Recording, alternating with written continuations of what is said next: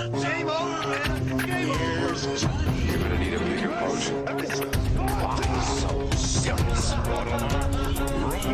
I am Iron Man. This is a tasty burger. Welcome to the In Session Film Podcast. Oh, welcome to this podcast review for April 7th, 2025, and I'm JD Duran. And I'm Brendan Cassidy. Hey, thanks for joining us, everybody. It is time to get freaky on this episode. Perfect description of my life outside of in-session film. Yeah, absolutely. We love to get into a little bit of freaky tales, which is what we're going to do this week. Talking about the new film Freaky Tales. Who doesn't love a good anthology film? These are so interesting. These movies are so interesting to experience and also talk about.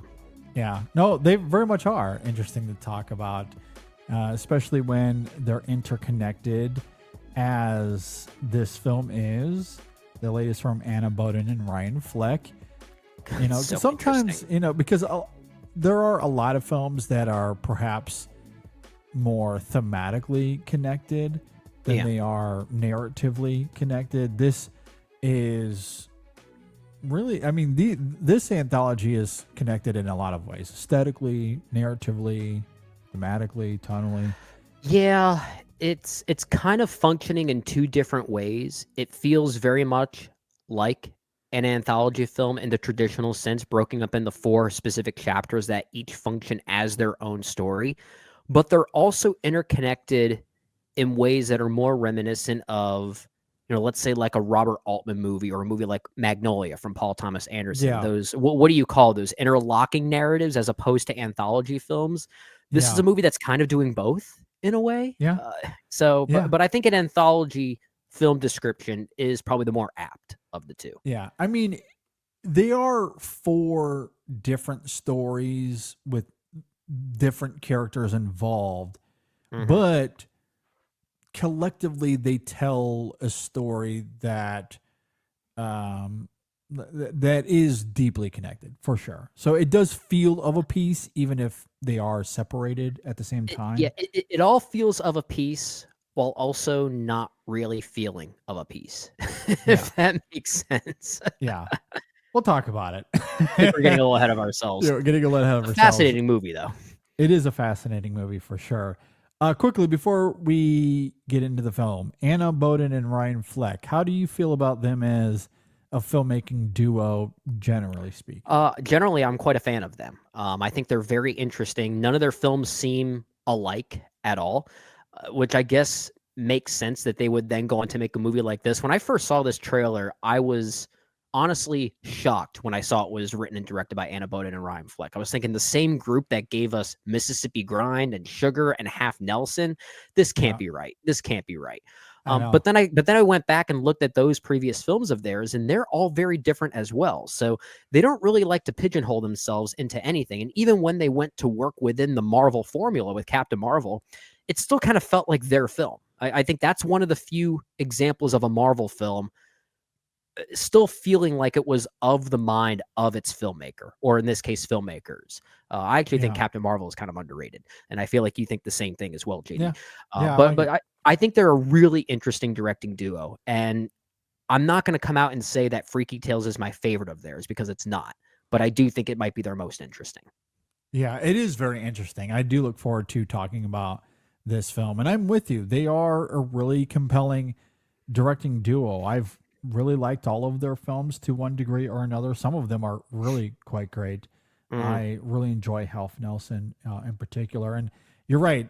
I know Captain Marvel gets a lot of shit from people, but I think it's pretty good. I think it's actually quite good. I think it's a lot of fun. And, you know, while it is a little bit messy, I think its comedic backbone is very much intact. Well, here's what I will say about Captain Marvel, especially when you compare it to what Marvel movies look like nowadays. That movie looks like a film. It actually looks like a film, and that's a huge saving grace for it. Yeah, I mean, well, it came out in 2019, and it seems as if there was very much a pivot in the MCU after that, right? Because that was also the same year Endgame came out, I believe. Yeah, it was the one that led up to Endgame, I think. Yeah, which makes a lot of sense. Yeah, post-pandemic, Marvel has been strange. It hasn't all been bad. Not that I want to get into an MCU, But it rabbit hasn't hole, all been good it either. hasn't all been good. Hasn't all been good. No doubt about that. But I do like Anna Boden and Ryan Fleck. That is ultimately the point of the story there. All right, let's get into this. It is, of course, written and directed by Boden and Fleck. It stars Pedro Pascal, Jay Ellis, Normani, Dominic Thorne, Ben Mendelsohn, Ji Young Yu, Angus Cloud, Jack Champion, and a bunch of others that come and go throughout the film. Do want to throw out that Sleepy Floyd, who is an NBA All-Star for those that don't know, that played for the Warriors back in the 80s. Yep. He has a fun little cameo here that I thought was really, really well done. He's not the only cameo. There are a few cameos. There are a few cameos here. Yeah. Yeah, Too Short, the rapper Too Short.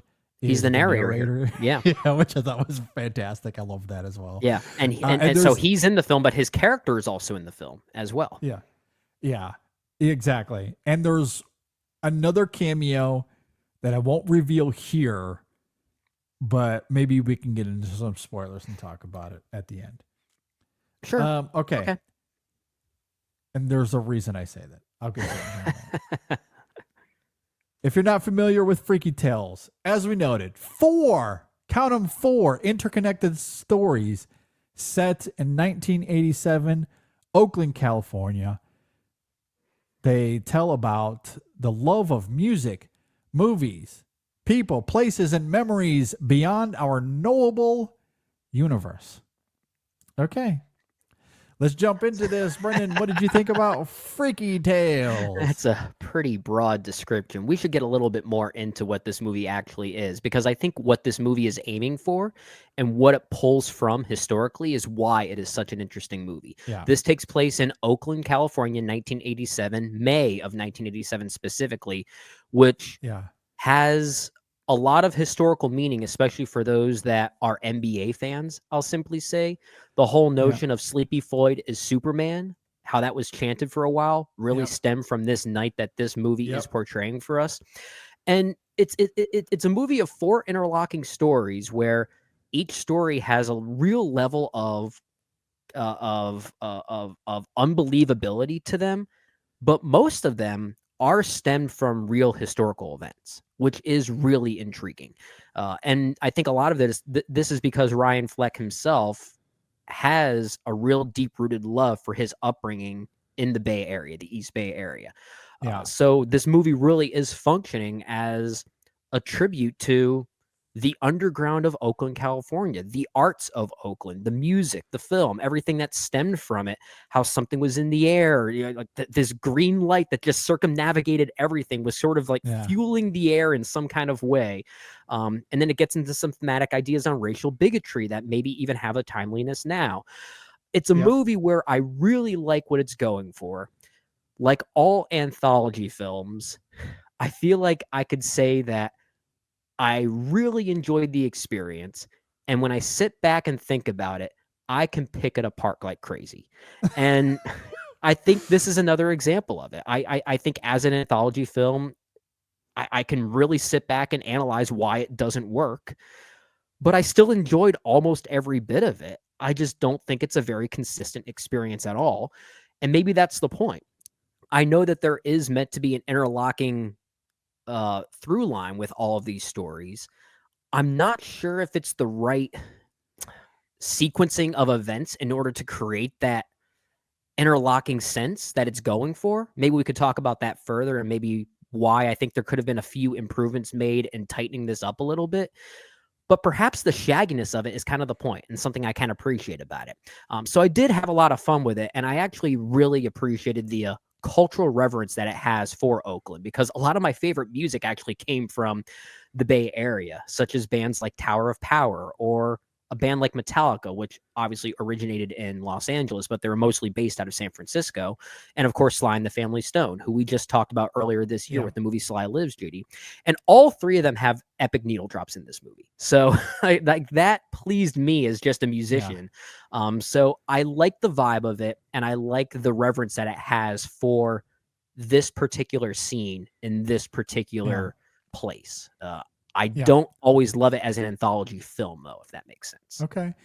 Question for you before I get into my opening thoughts. When you're talking about the connective tissue of the film, are you talking about it on a thematic level, a narrative level, filmmaking level?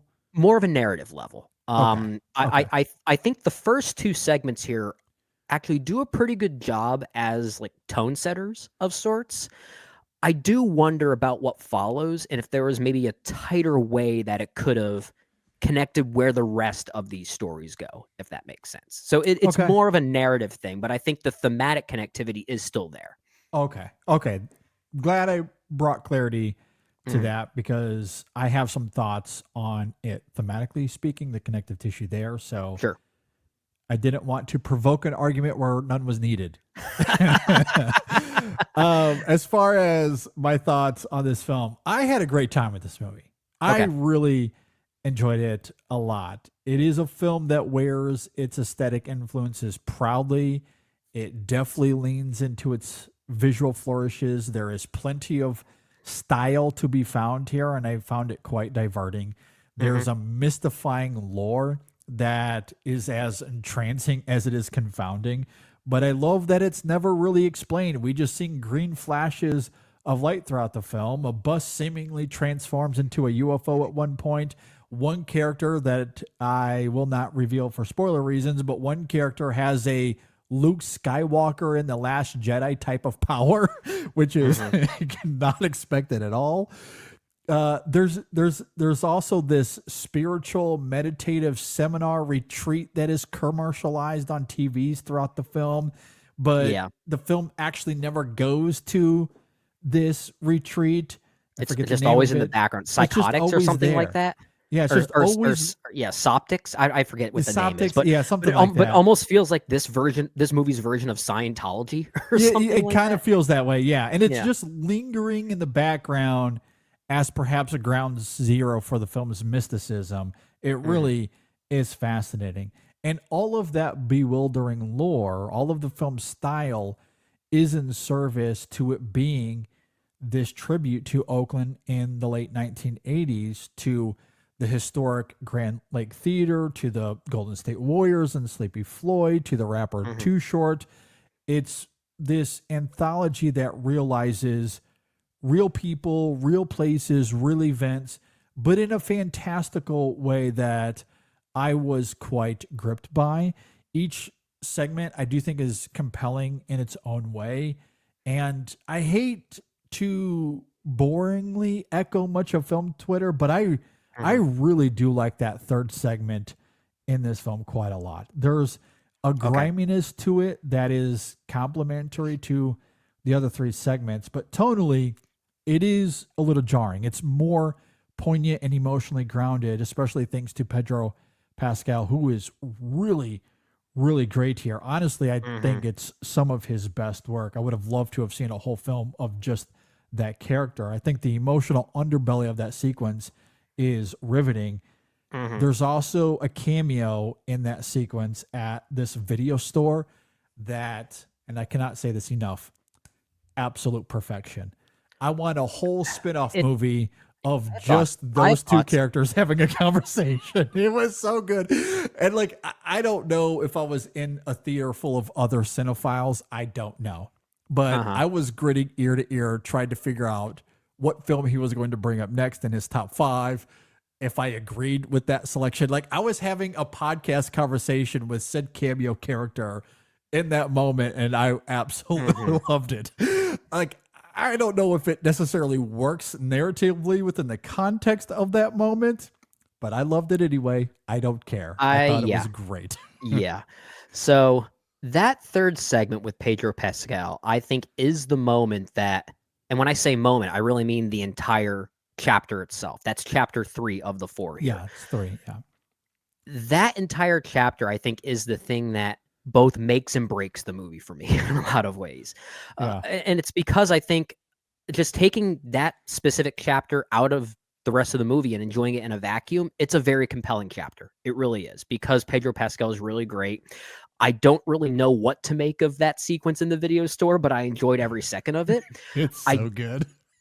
But then when I try to dissect it and how it fits in with the rest of the film, I do agree it is very jarring. It's the one of the three that feels the most disconnected from the rest of the movie. And that's maybe why I feel like narratively the film does have this shagginess to it that I kind of appreciate, but I also wonder if a cleaner attempt at tightening that narrative together would have maybe done this film some good. I actually wonder, given what chapter 4 also is, which does focus on Sleepy Floyd, I wonder if this movie would have worked better for me had chapter 3 actually been chapter 4, being the one that ends this entire movie, because it is the one that is more disconnected, not quite as tied to the rest of these events historically. It is its own thing. So it kind of almost functions like this thematic and emotional wrap up of these ideas, as opposed to the historical ties that the rest of these chapters have. So I think maybe reordering the back half of this movie in a way may have actually fixed that issue that I have with it. And I do wonder if that would have been the better way to go. But at the same time, having it just randomly be chapter 3 is something I can kind of appreciate, that it's almost knowingly aware that it doesn't really make sense in the context of the movie. So like it's kind of a double-edged thing. It makes the movie more interesting, but also way more flawed, if that makes sense. Yeah, I think that's fair. I do think it makes sense in a lot of ways on a thematic level, and even to a degree on a narrative level. It is jarring to me, though, because it's the one sequence of the film that stylistically feels like it comes from a different movie. It still has some flourishes for sure, but the visual flourishes of the third segment, I think, are a little outside the sandbox that they established in the first two segments, and even the fourth segment, which gets much more closer to the first two, stylistically speaking. So it is a bit strange to me that from a filmmaking craft point of view, they went down that route. However, I do think thematically, narratively, it makes sense, because this is a movie that it's not just a tribute to Oakland, California, and the real people, the real events, and the places that define Oakland, but specifically the identity of Oakland in the late 1980s as this city of the underdog. That is ultimately what this movie is about. Whether it be rappers, whether it be the punk scene as well, which again, that the Gilman, I think that club was actually called the 1924 Gilman or the 924 Gilman. That actually did lead to this violent exchange between Nazi skinheads and punks, which really did happen, apparently. Like, that's really interesting stuff. Absolutely. And we know the rap scene in Oakland was very real. And the exchanges we see here are events that did unfold in real life. And the Sleepy Floyd of it all is extremely very real. Maybe the circumstances of what he went through after the game is a little bit, fabricated. Obviously that's fabricated, and they're having fun for sure. But what he does, but it is playing with the myth of him being playing with the Superman. The Superman myth of it all. Exactly. Absolutely. And we can talk further about how that unfolds, but it is obviously pulling from real events. The Pedro Pascal character of Clint, I don't know if that person specifically existed in real life. However, the idea of this world dreary debt collector who didn't really grow up with much and is having to deal with his father's debts and doing it in the underworld of Oakland and having to fight back against all of the world just kind of crumbling down on him. So like the idea of the blue collar person just overcoming the societal pressures that come with living in Oakland at that time. I think that's ultimately what it's trying to go for. So I do think there is a narrative angle there, and a thematic angle. because he's very much an underdog character trying to overcome the Absolutely, system yeah. for sure. I agree with that. But I do think stylistically, tonally, and even performatively, I mean, Pedro Pascal is so He's very good at it. ridiculously good, and he's given a different type of performance than what we see with the others as well, given the stakes of what he's having to deal with, the emotional tragedy that he is grappling with. So it does feel ultimately very different. I don't disagree that it feels out of place, even if I can connect it to the rest of the film. I can connect it as well. I don't disagree with those ideas because in many ways, his segment, Pedro Pascal's segment, is the thematic tie to Oakland as opposed to the literal historical ties to Oakland. And that's ultimately why I thought maybe it might have worked better, at least for me, if it was the closing chapter as opposed to it just being chapter 3, because it kind of has this more of an emotional release to it and wrapping those ideas up in a more personal way. But then at the same time, would that have been too clean for a movie like this that really isn't going for that kind of cleanness? I can kind of argue for it and against it in similar ways. But it doesn't change the fact that on its own terms in a vacuum, I think it is a very compelling segment, especially coming off the heels of those first 2 chapters, which are certainly more playful, more historical, as we said, more musical. They're very much tied to historical histories. They are fabricating things a little bit because from what I understand, that song that Too Short released with Danger Zone called Don't Fight the Feeling, that was apparently actually conceived in the studio and not during a rap battle as portrayed here. But I do like that it's a heightened level of history, which this movie ultimately is. It's a celebration of that art. Yeah, but it's a celebration of that underground, which I really did like. And I think in a way, my favorite chapter of all of these was probably chapter 2, just given the musicality of it. And I think it's the one that maybe best works within the context of the film and also out of context of the film. I think it's maybe like the best package out of all 4 of them, even if in the moment I was more emotionally wrapped up in that 3rd chapter. Pun intended. Oh, yes, wrapped up. The 3rd one. Sorry. I got ahead of myself. I think Too Short would be proud. Yeah. Too Short would be proud. The rap battle I thought was great because the musicality of it is so accurate to how rap was in the late 80s and early 90s. The rhythm of it I thought was it so really does have a reverence for 1980s hip hop specifically, which was very different from 90s hip hop, and then of course 2000s hip hop. It just had a very different kind of sampling edge to it. The only disappointment for me is and this is not the film, this is totally my expectations and what I was hoping to see.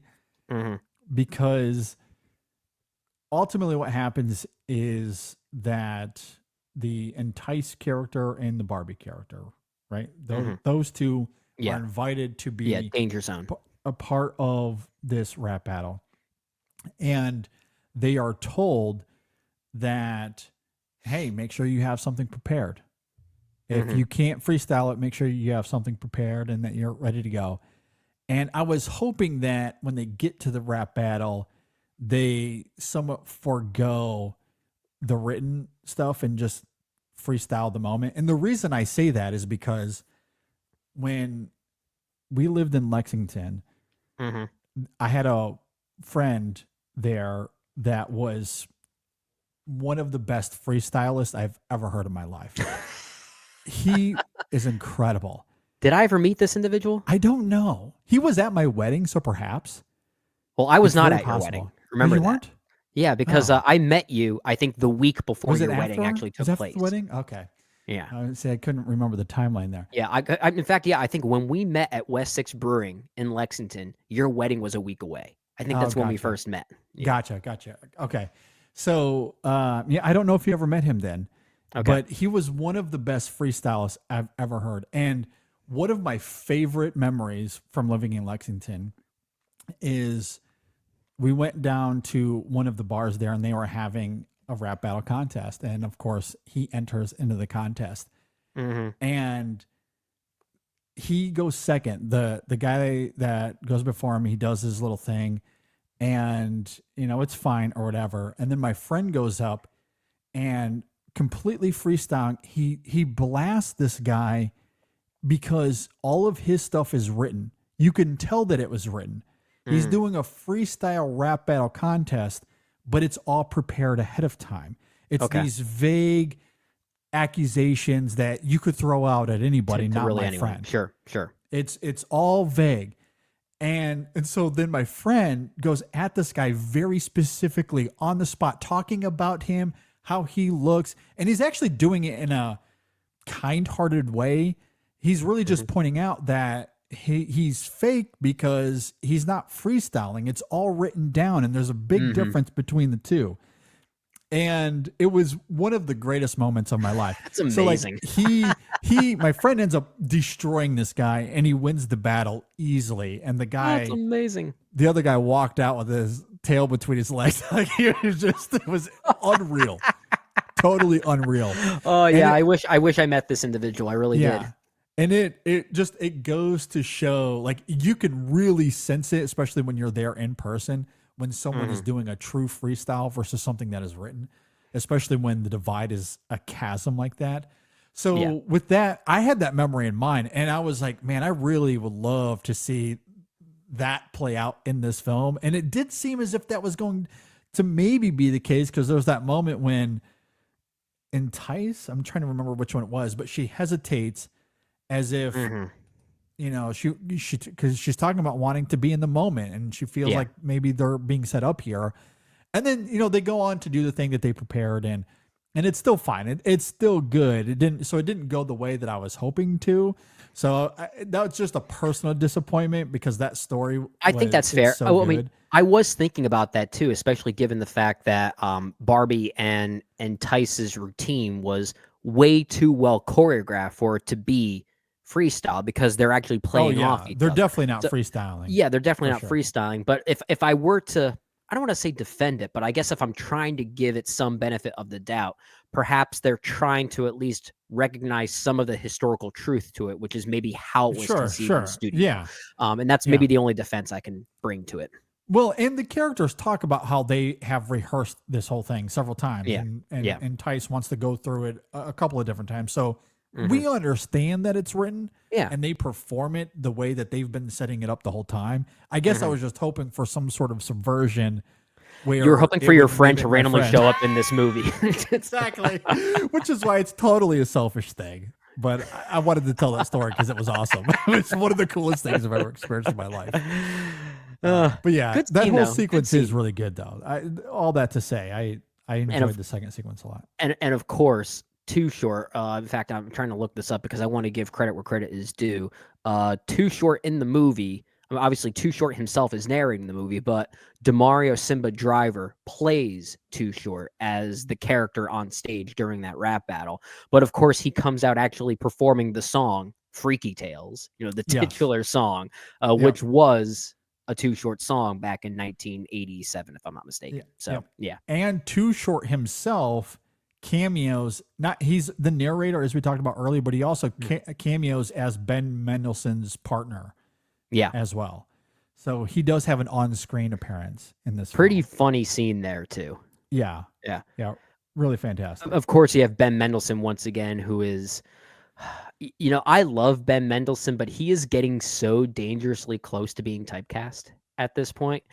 Sure. But at least here he's playing with it a bit more. I mean, he I is guess really playfully. good at it, though. He's good at it, but at least in this case, he's not taking it too seriously. So he's doing a similar type of villainous performance, but he's also not at the same time. So I can at least get behind it a little bit more here, that he's amping it up to 11 in a way that's just kind of comedic, and I thought it was kind of fun. Oh, I think he's having a ball. I think he's having a great time. And yeah, I mean, it's nothing that we haven't seen before from Ben Mendelsohn, but he is so good at playing these sleazy, racist characters that you just can't help but love how he, you know, like, he does his role very well. It is very one note for sure. But he's really great at doing the one note, and it's effective for what this film is trying to be. As far as rising up against the underdogs, and he has a very strange ability to be able to do the one note thing without doing it in a one-note way. So like he's kind of like multi-dimensional one-noteness, I guess you can Yeah. say. Because Yeah. like this kind of villainous performance is not the same thing as what he did in Ready Player One, for instance. Yeah. So like very different vibes, even if they're similar, villainous motives, I guess. But Yeah. he's giving him different vibes for sure. Yeah. I thought he was very, I mean, that scene in the ice cream parlor is extremely creepy and funny and clever. Yeah. Like he a good does scene. that stuff very well. That's a good scene. It's really great. So, Should we talk about the video store next? well, I do, but before we do, I actually want to talk about the fourth segment. Okay. And I guess similarly, this will require some spoilers, I think, to really So I get guess into it. spoilers from here on out. Probably the Spoilers safest here on thing. out, yeah. Okay. Fair warning for those that have not seen Freaky Tales. But yeah, I want to talk about that fourth sequence because it is fascinating. Again, this is when the film relishes in Sleepy Floyd becoming Superman. So he scores Yeah. the 29 points against the Lakers, which is what props up the myth of him being Superman, to which this film takes literally, although he doesn't have Superman powers, again, it's less that. And as I noted in my opening thoughts, it's more so Luke Skywalker in The Last Jedi. That's the kind of powers that he has. It's basically a mix of Luke Skywalker and John Wick. Yeah, very much that. Yeah. But with Kill Bill as well. Actually, I was gonna say maybe less so John Wick and more so the Bride. Yeah, it's actually. more so Just the Bride. Yeah. Given his weapon of choice. Yeah, it's like this whole sequence when he starts getting his revenge, it is an unabashed homage to Quentin Tarantino, and I guess by extension the plethora of filmmakers who influenced Tarantino along the way, and he's been very open about that with his films, including and especially Kill Bill. But this film is very much honing those kinds of movies as Sleepy Floyd goes on this revenge spree, this bloody extravaganza, just killing all of these Nazis. And it is reminiscent to me in some ways of our conversations about The Sound of Music and A Man for All Seasons and our Best Picture movie series about how these films are holding up through the lens of 2025. And even though this is a new movie, I had a similar sensation of, I know this is simple. This is an easy target, but we live in a world where these things very much exist and are just as brazen in our reality. And this film reflecting that, it just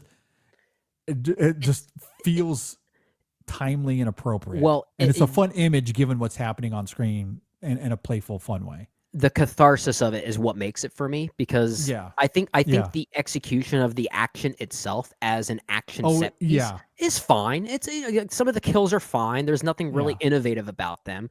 It's really just the situation itself and the catharsis surrounding that situation is what's most important, and that is very much felt. So that really does save the sequence in a lot of ways. Yeah, no, I agree. It's not Tarantino-esque in terms of its execution. It leaves a little bit to be desired there. But look, we're talking about a pair of filmmakers who aren't really known for this either, right?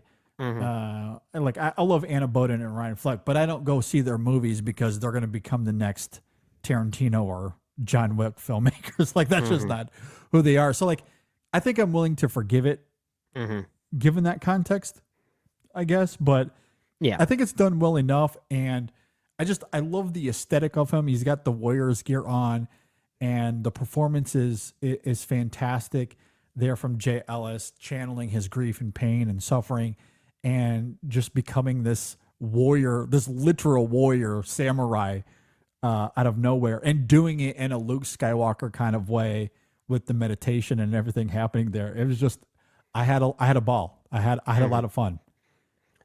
It's the situation, like I said. That's really why it is ultimately kind of fun. Yeah, the catharsis certainly helps. It's a long sequence too. It really does relish in the bloody violence of it, which is ultimately why it probably concludes the movie, because it's meant to feel like a climax to the entire experience. Exactly. So I get that. I certainly get that. Yeah.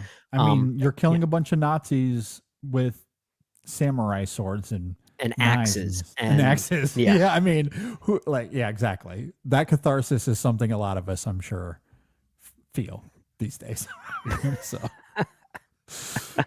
but I enjoyed it. I enjoyed it a lot. Yeah, and again, to your point earlier, a great central performance by Jay Ellis in carrying that. That's another reason why it works. Yeah, he's really fun here as well. Really, Sure, really good. I agree. Charming. All right, let's talk about the video store. Okay, so this was a fun moment where Pedro Pascal, he has a conversation with his wife in the car to begin the sequence, walks into this video store. The owner, who we initially see from behind, comes to the counter, turns around, and it is one Tom Hanks, which is just unexpected. Did not see that coming at all. I saw it coming. Did you? Okay. Yeah. And that's not to knock the sequence itself. I think it's really good. But the reason why I saw it coming was because so many conversations around Tom Hanks movies had occurred up until that point, referencing The Money Pit and Splash and various others. And at one point, we even get a random cameo of Marshawn Lynch driving the bus. So I was kind of prepared for this. Tom Hanks is probably going to show up, isn't he? I didn't know it was going to happen at that point, but I had this inkling that Tom Hanks is going to show up somewhere, isn't he? Okay. I did not really catch the other references to the Tom Hanks movies. Mm-hmm. The Marshawn Lynch cameo, though, I had a out-of-body experience with that. Me too. Because I thought that was him, but it was so brief. I was like, why would they cast him to do that role? Like, I think I'm seeing things that, like, it felt like a trick to my eyes. Well, it's so random. It's so random, and it's not necessarily a cameo that spoils the Tom Hanks cameo, but something like that kind of set me up for some type of potential surprise. And given all of these conversations on Tom Hanks's movies leading up to that point, I kind of had this feeling that we were going to see some form of Tom Hanks somewhere. Gotcha. Again, I didn't know it was going to come up then or even in that way. I didn't predict that it would obviously be at a video store where they have this great conversation on underdog movies and he gives his top 5 underdog movies. I didn't know that context, but I did feel like I was going to see Tom Hanks somewhere. I did not catch the references. Maybe it's because I was so engrossed by the visual flourishes of the film and the 80s aesthetic and the vibe of the film that I was just with the characters and trying to... Yeah. You were just enveloped by everything else that you... I was just immersed into the film. You didn't latch onto the other details. I get that. Did not catch the Tom Hanks specific references. Anyway, I could certainly see the 80s influences for sure. Yeah. But the Tom Hanks specific references, not something that I was really latching on to. So I did not really see the Tom Hanks reveal coming at all. But the top 5 underdog conversation they have, that was good. That was fun. That was so good. so good. I guess we never got the answer to number 1, did we? I don't think we did. However, I think what's also interesting, and maybe this is a top 5 we can revisit, that is a list that we've done on the In Session Film podcast. And I want to say, I urge everyone to not go listen to this. Please. Is that really do back not in go the day? listen to this. Is that even before my time? Oh, way before Brendan's time. This was like episode 5. Like, I'm talking about real early on. Like, we're like babies. And for context, for those who only listen to our reviews and don't listen to our episodic shows, episode 5 versus episode 631, which is where we are now. Yeah, that's a big difference. Huge difference. Yeah, 625 episodes ago, over 10 years, 11 years ago. Yeah, I just, my list then probably makes no sense to who I am now. It'd be very, very different. Did you have Rocky as your number 1? I don't know. I'd have to go look it up. As this movie jokingly says, it shouldn't be Rocky. It shouldn't be Rocky. Yeah, I would love to use this film as inspiration to redo that list. Like, I would just love to do that. Yeah. That conversation was great. Yeah, okay. I loved it. Like, that could be a whole movie, just those two talking movies in that video store. The like entire Park style, maybe. Yeah, that feels like an extended sequence waiting to happen. The entire chapter 3 with Pedro Pascal feels like the one that's most equipped to be its own movie. Yeah. In a way, I was almost thinking like, would this have also functioned better as less of an anthology film and more as an interconnected narrative, like let's say a Magnolia or a Shortcuts, and maybe that chapter 3 was the like the centerpiece of sorts, and these other chapters kind of surround it, and maybe Pedro Pascal is kind of the blue collar everyman, the blue collar underdog, more specifically, Yeah. that sort of navigates through these other historical events. Yeah. And again, not trying to say the movie should have been something that it wasn't, but that sequence, that chapter 3 specifically, is so its own thing. It almost feels like it could have been the centerpiece for this movie. No, I agree. I agree. And that's why I go back to the filmmaking, because if it looked and felt similarly to the other three, had a similar color palette, maybe more of the Green Lightning, I kind of wonder if we would look at that sequence differently and go, no, yeah, that actually fits in here quite well.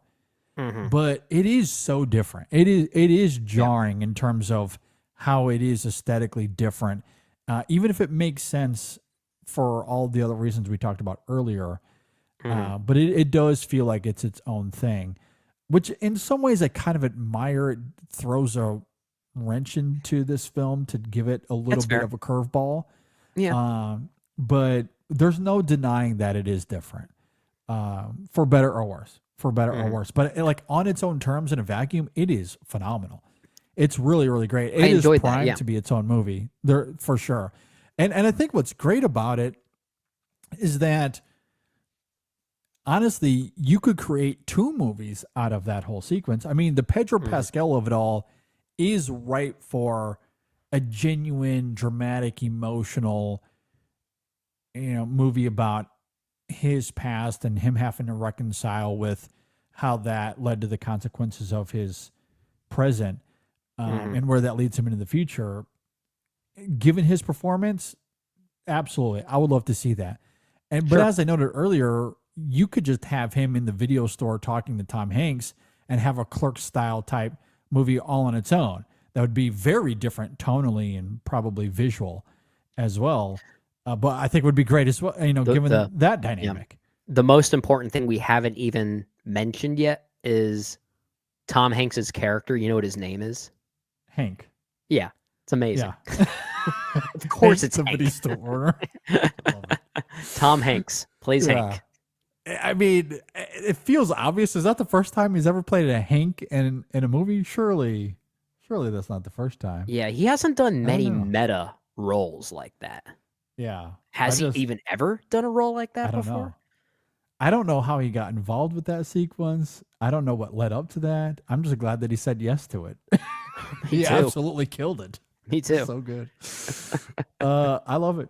Yeah. I do really like the film. I'm liking it. Yeah, I'm liking it more as we talk about it, and I think the thing that keeps me coming back to it is once again the celebration of Oakland, California, specifically the East Bay area. Like I said, I'm a huge fan of music that came from that era that really stemmed from the Bay Area in the late 1960s and 70s. Tower of Power is one of my all-time favorite bands. Early Santana, I'm a huge fan of as well. And we get a lot of references to that. That whole sequence of that young boy trying to sell a cassette tape to Pedro Pascal, and he's listing all these artists. It's like, it's a clearly obvious allusion to the music scene of Oakland in the East Bay area. But man, when he puts that tape and we hear So Very Hard to Go from Tower of Power, I was like, yep, I'm in. I'm absolutely in. I mean, I love that about this film, the whole underdog theme of it all, and how that is applicable to Oakland. When you think about Oakland in the rap scene, people will probably go to LA first as far as California rap is concerned. And that's kind of like the West Coast hip hop hub in some ways. Yeah, absolutely. So you think about that. Even the Warriors. I know, like in recent years, the Warriors have had their run with Curry and that whole regime. But for the longest time, young people out there may not remember or certainly know this, but for the longest time, the Warriors were the laughing stock of the league. For decades, they were just an abysmal franchise. Forever and ever and ever, they were abysmal. And then come comes the Curry regime, and they completely flipped the script Yeah. and won those championships. But for a long time, they were the embodiment of the underdog. Wait, couldn't you say the same thing about the Oakland A's as well? And the A's for a as little well. bit? Yeah. Moneyball. Yeah. I mean, the A's very much fit that for sure. Yeah. 100%. And even now you can kind of like, there's still a little bit of that going on, given that the Oakland A's are looking to, or maybe they are definitively leaving. I think they are definitively leaving. I think they're going Yeah, to kind of like Vegas the now. Raiders did. Yeah, the Raiders left. So like Yeah. that the town is still experiencing a little bit of that. Like, people don't respect us. They don't think of us highly. Mhm. And so there's still a lot of that underdog element kind of going on there. Yeah. For sure. Yeah. So even to this day, and I don't know if that's what inspired them to make this film. I think it was. I think Ryan Fleck was very much tied to Oakland specifically. I'm not sure if Anna Boden was. So I think that I think he was really the one that was most inspired to tell this story. And honestly, the more we talk about it, I still stand by saying that it's a pretty messy movie as far as it functioning as an anthology film. But maybe that messiness makes the film itself feel kind of underdog-like. And any fixes and tightening that it should do to make it feel more like a movie might make it feel even less like an underdog. So the sloppiness, I think, is kind of par for the whole like DIY artistic vibe of what it's portraying. Yeah. I mean, it could have done more to tighten the nuts and bolts and connect these four stories more. And I've seen that in some reviews. And maybe that would have made for a cleaner experience. I don't know if that would have been too a more clean? compelling experience. Would that and I think maybe it would have been too clean for a movie like this, given what it's I trying to agree. depict. Like, I kind of like that each, like, if I'm just looking at each segment on its own terms, separated from everything else, I don't know. Like, there's not much there. I go, yeah, I would change this. I think each story on its own does a really good job of being its own thing.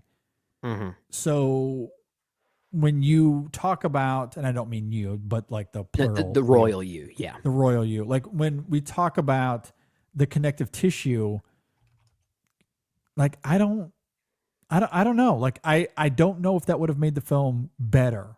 Maybe cleaner, but I don't know if it would have made it better. Yeah, I think it's a good way to put it. Very good way to put it. Yeah, I'm liking this more as we talk about it further. Yeah, same.